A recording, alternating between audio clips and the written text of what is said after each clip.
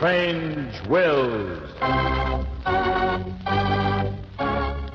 Starring the distinguished Hollywood actor Warren Williams, and featuring Lorene Tuttle and Leo Cleary, with Howard Culver and an all-star Hollywood cast. Original music by Del Castillo.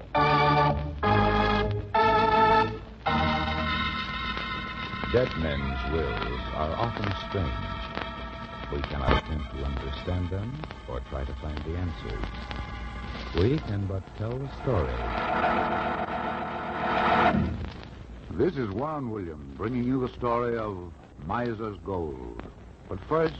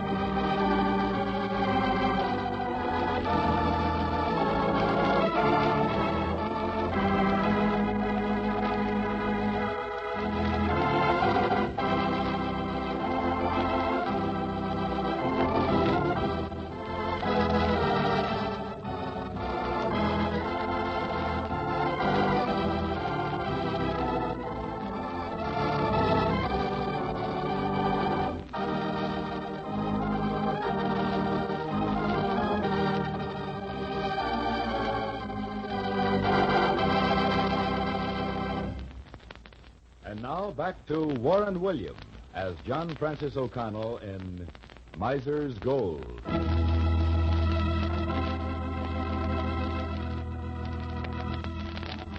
Of all the strange, weird characters I've had the pleasure to represent in probate matters, none, I think, ever can measure up to the caliber of Old Nick, gold miner extraordinary.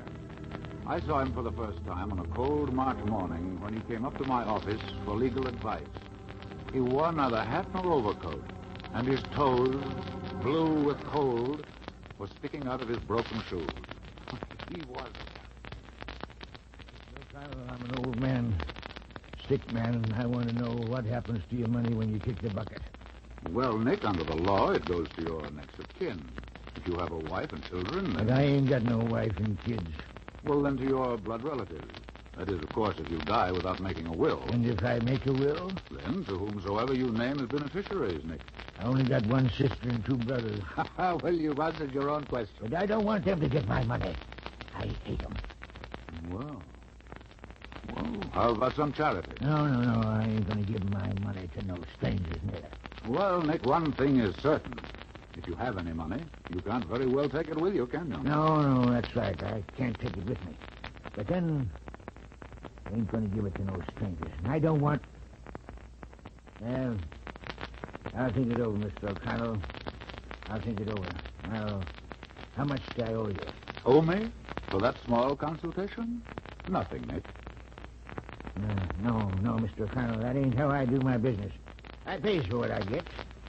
Now, take this paper bag and keep what's in it. And when I make up my mind, Mr. O'Connell, I'll get in touch with you. Very well, Nick. Good day to you. Bye, Mr. O'Connell. Bye.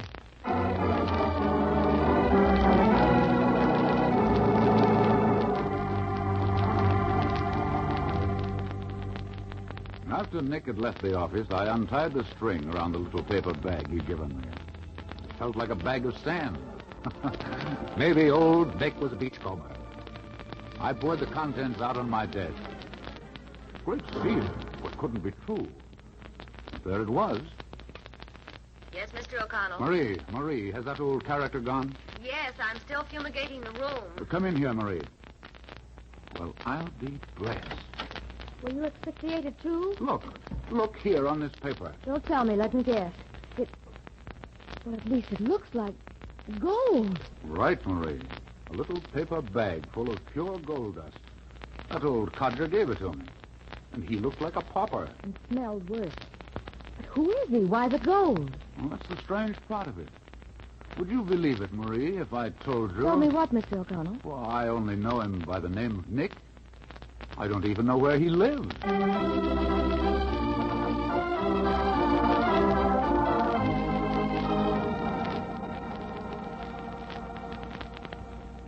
But as it turned out, that wasn't the last of old Nick. One morning, Marie came running into my office. It's a postcard from that character that came in to see you. Huh? We know his last name now. It's Nick Bowler. And we know where he lives, too. Here, give it to me. Dear Mr. O'Connell, I thought over what you told me. I want you to come to my shack tonight. Take Silver Canyon Road to end. Then stop. And you'll see a path that goes up mountain. You'll have to walk the rest of the way. I live on the top of the mountain. You can't miss it. I want to make a will. Nick Bowler.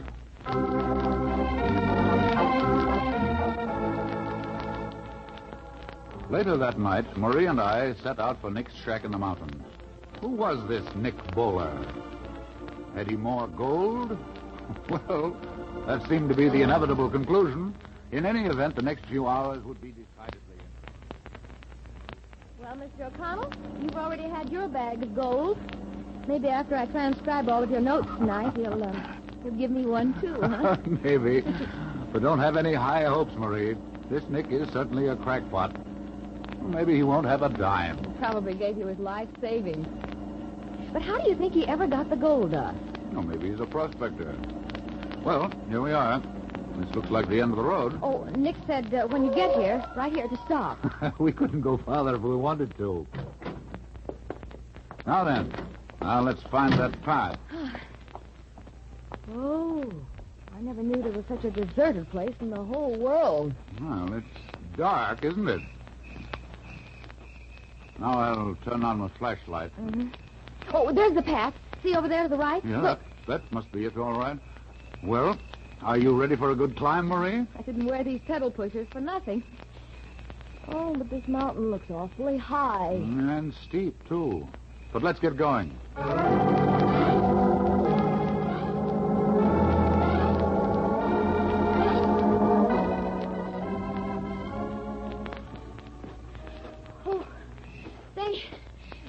How about resting for a minute? This is the charge of the Light Brigade, you know. Phew. Guess maybe you're right. Isn't there any end to this? We must be near the top. Can't be much farther. Suppose I give out with a few yoo-hoos. Maybe he'll hear us and show us a shortcut. Not a bad idea. Try it. Hello? Hello? Well, that ought to wake the dead. Let's see if he heard it. Oh, listen to those dogs. Hey, wait a minute. This might be serious. They're coming this way. I think this is where we start our return trip. We couldn't make the car before they caught up to us. Yes, but we might be able to get up in this tree. All right, you quick. know. Here, give me your foot. Take them both. Forget Now that then, there. now then, up you go. Oh, I'm up. Now you hurry. Here, up Give me I your come. hand. Something. Get up here. Here I come. Oh, just in time, too.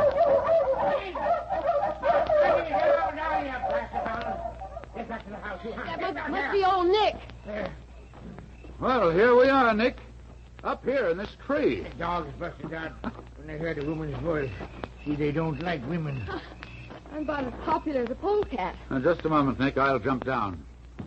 I brought my secretary along to take notes, Nick. Miss Humphrey. Yeah. You know Nick, of course.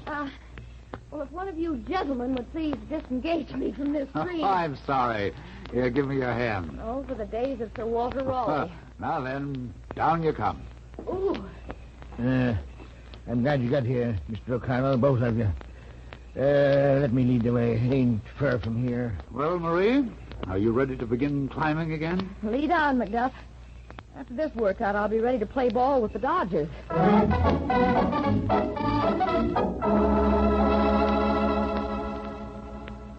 Folks, here we are. So, this is where you live, Nick. Yeah. No wonder you haven't any neighbors. Only got one. He lives about a mile away. You can see I don't live very fancy-like. It's just a one-room shack on the mountaintop. It ought to be nice and breezy. High on a windy hill. Sometimes I think the wind like to blow me in the shack right down the mountain. Let's go in and get down to brass tacks. After you, Marie. Well, chair, table, and a pile of bags. Not much furniture, but then I can only sit on one chair at a time. Marie, be a good girl and park yourself on a sandbag. Oh, it's going to be ducky. Now then, Nick, we're ready to go to work. I never told you much, Mr. O'Connell, the day I come to your office. Well, suppose you tell me now just what you have to will away and who you want to get it. I got a sister. Her name is Sarah. And 2 brothers, Herman and Otto. Getting this, Marie? Heirs at law, next of kin. Sister Sarah, brothers Herman and Otto. Yeah, that's right. My sister was married. Her husband died. Name was Stevens. Now, she and my brothers all live in town. Say, before we take inventory, I wish you'd pardon me just a minute while I try making a sandbag a little more comfortable. It doesn't dent very easily. Feels more like concrete than sand. That's my ballast, miss. It helps to keep my house from blowing off the mountain. Hold up there. Let me give me a hand there. Thank you. Don't know if you noticed, but there are 10 bags, and each one's got a name. Oh, you named the sandbags, too. Yep. This one's Evelyn, and that one's Gert, and you're sitting on Mert. Oh, I'm so sorry, Murray. And below is Hattie, Alice, and Marty. Those are your girls, eh, Nick? Not exactly, Mr. O'Connell, but they're the only women I ever knew. I just like 'em. Yep, each guy's got a name. Here, I'll show you why. Pardon me, miss, I'll open up Mert there. Put that paper on the floor, miss? Put it right there. On the floor. That's it. Now, what's coming out? Look. Gold! It's yellow. It's... Oh, no, I'm seeing things. No, you ain't. It's gold, all right. Every last bag is filled with gold. Yeah, look at her run.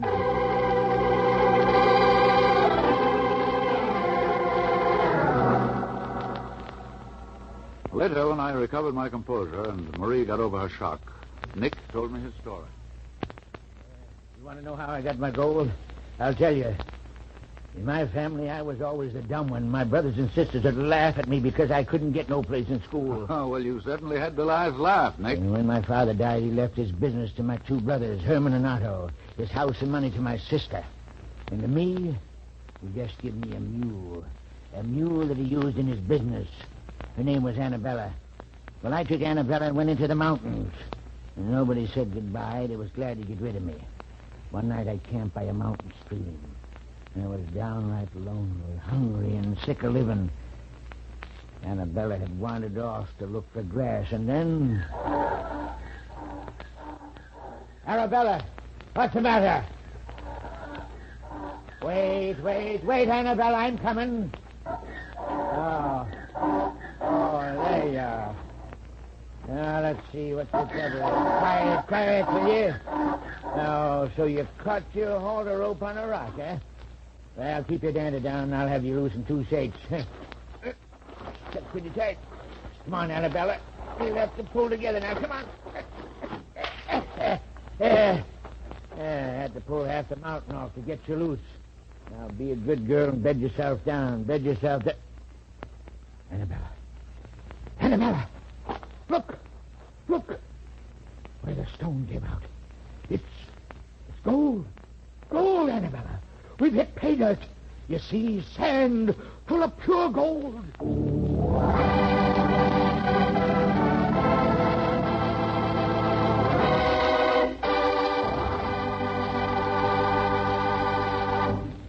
Part 2 of Strange Wills, written by Ken Crepine and directed by Robert Webster Light, will follow in just a moment.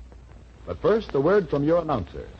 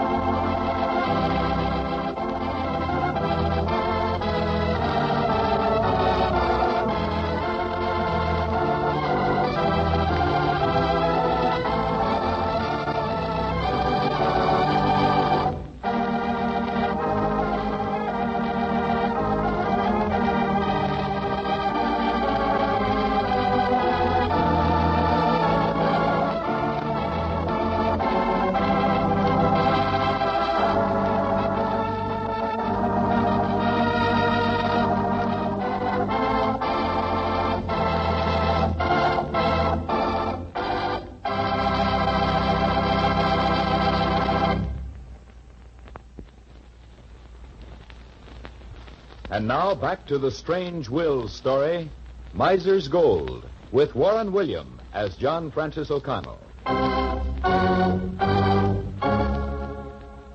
And in these bags, Nick, is what you got out of your placer mine? Yeah, Mr. O'Connell, I filled 10 bags with gold, I did. And then it ran out. But it was enough. Took me over 5 years to get. Every night when I come in from the diggings, I'd let the gold dust run through my fingers. And when I filled each bag, I'd give it a name, kind of like a friend. I wish I had some friends like that, Nick. I'd settle for even one. Marie. Oh, girl can wish, can't she? Well, then my mule, Arabella, died. Buried her next to the mine. Got kind of lonesome and figured I'd pay a visit to my kinfolks. Thought maybe the years had softened them up. I was ready to share my gold if they was decent to me. I went down to the city.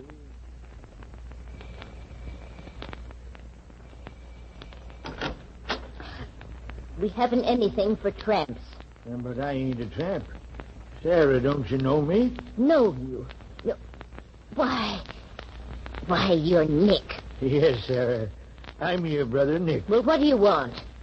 I thought I'd sort of pay you a visit, Sarah. I'm rich now. You rich? Oh, you're crazier than ever. Now, wait a minute. Here, take this $5 bill and go away. We don't want you to disgrace our family name. But, Sarah, don't you understand? I don't want to understand any more than I can see. Now, take the money and go away now before I change my mind. All right, Sarah. All right, I'll go. But here, take your money. I don't need it.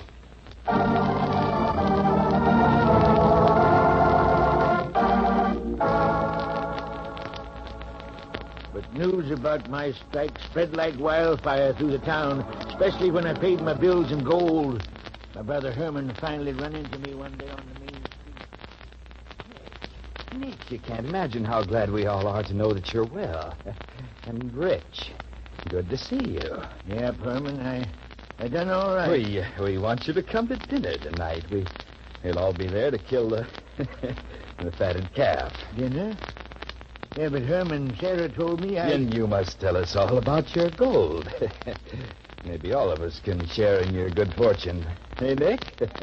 After all, we are your blood relatives. Sure, come on over for dinner. About 7, huh, Nick? All right, Herman. I'll see you all tonight.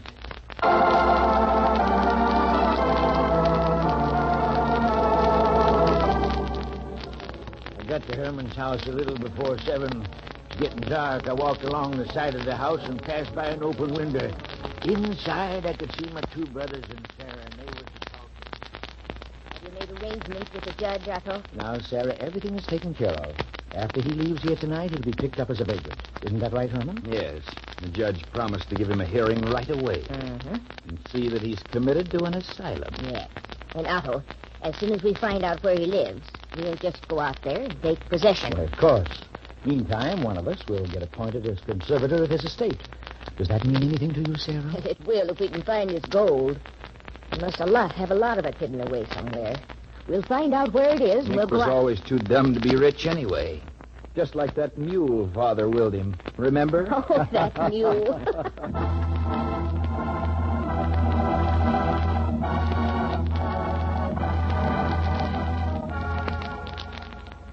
I come back to the hills, and I ain't never seen him since. Well, Nick, I can't really blame you for not wanting to leave them your fortune. But if you don't, it'll have to go to other people. I know. For 6 months, night and day, I've been trying to figure a way of giving it to them. And still making sure they can't spend it. Huh? Yeah, but I guess it can't be done. They're bound to get it one way or another. I want you to make my will. Give it to my kinfolks. Everything. I'll take care of the rest. Yeah, I'll take care of the rest.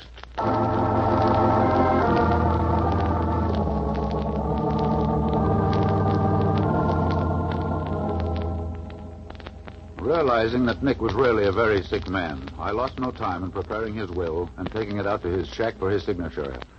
As I neared the top of the mountain... Hello, Nick. Hello, Nick, where are you? Oh, go right in the shack, Mr. O'Connell. I'm just fixing things up underneath here. I'll be right up. Fixing things, eh? Well, this place could stand a little fixing. You got my will? Yes, I've got it. Good, then let's get it over with.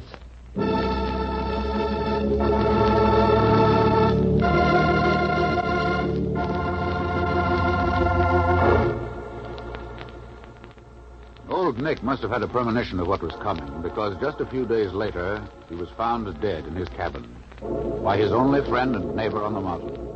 His neighbor called me immediately, as Nick had instructed him to do. After reporting Nick's death to the proper authorities, I called his sister, Sarah.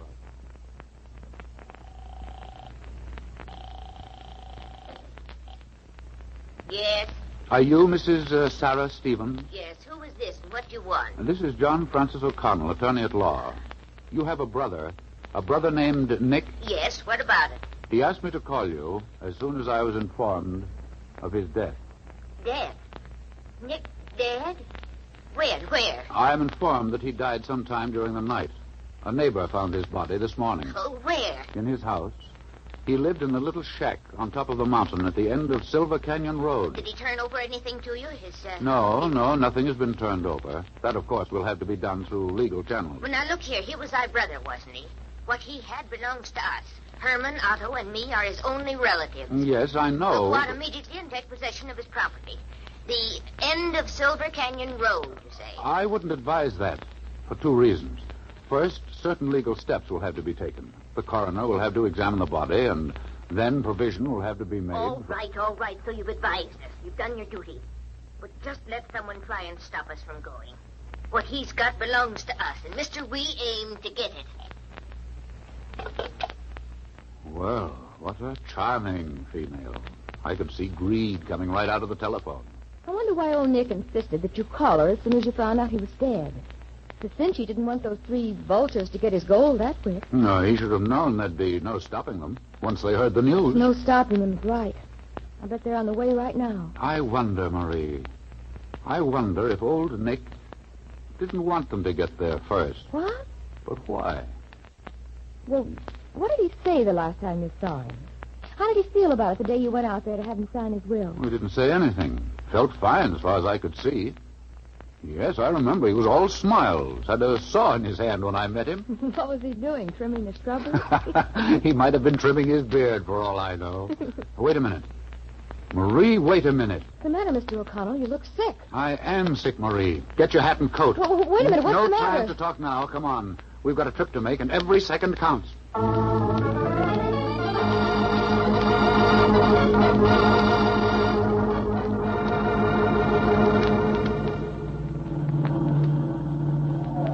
Why can't this car go faster? Why can't it... You're already making 72. What do you expect when you're climbing them out? Faster. We've got to go faster.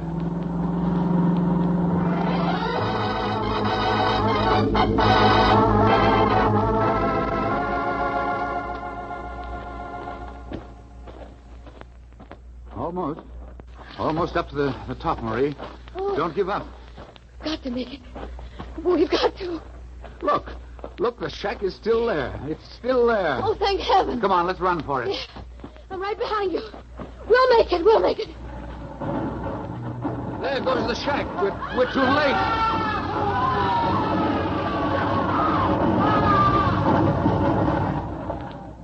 There's old Nick's answer, just as I feared. You were right. Oh, how horrible, Mr. O'Connell. I can't believe it.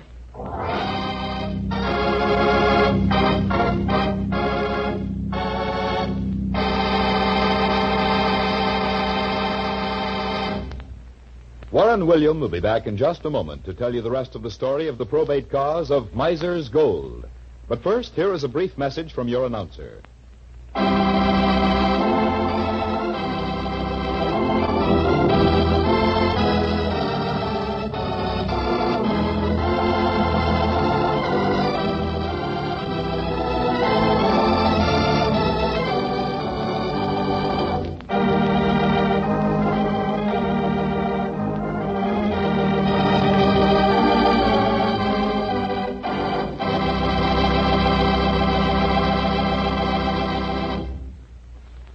And now again, here is Warren William as John Francis O'Connell.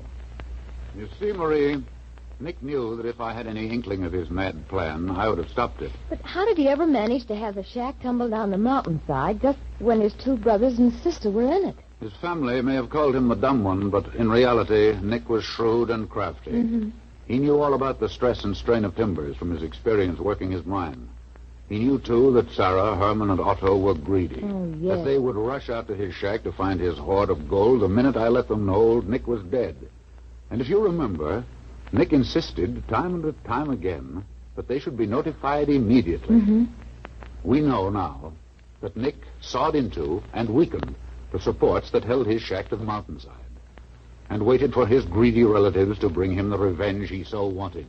Oh. Well, they came all right. They stormed into the shack and began tearing everything apart looking for the gold.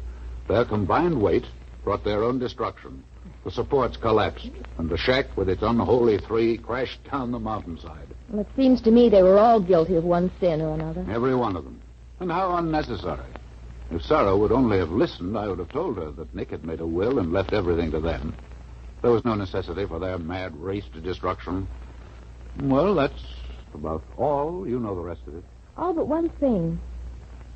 When did you first realize what old Nick was up to? Well, it suddenly dawned on me the morning in the office. I remembered then that the day Nick signed his will, I heard the sound of a saw. Oh? And then I recalled how anxious he was to have me notify his relatives as soon as he died. Too late, I saw the plan of his revenge. He really got his revenge, didn't he? Yes, but not entirely. Sarah and Herman died, of course, but Otto survived the fall. And eventually he will get the entire fortune. You see, Marie, old Nick never learned that two wrongs don't make a right.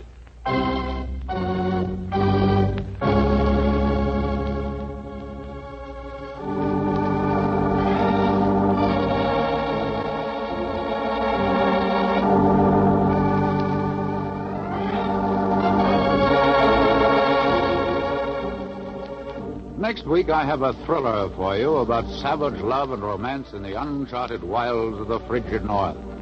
Into this desolate and rugged land north of Hudson's Bay, a beautiful, willful young girl comes to claim her inheritance, an enormous tract of land left to her in the last will of a deceased relative. Here she found a peaceful land of virgin forests and Pierre Baptiste Leblanc, French-Canadian trapper, who molds women to his way of life. Or else. But the girl had a mind of her own. That is, until the night the timber wolves serenaded her just outside her cabin door. And then... well, I can promise you a story filled with action and suspense. Will the strength and brawn of Pierre Baptiste Leblanc finally win over the determination of this pampered, beautiful woman to resist love in the frozen wastes of the far north? You'll find the answer in the story we call East of Hudson's Bay. This is Warren William, inviting you to listen again next week.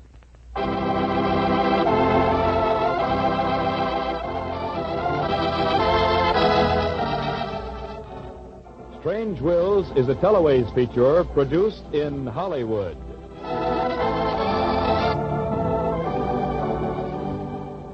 Any similarity between names used on this broadcast and those of living persons is purely coincidental.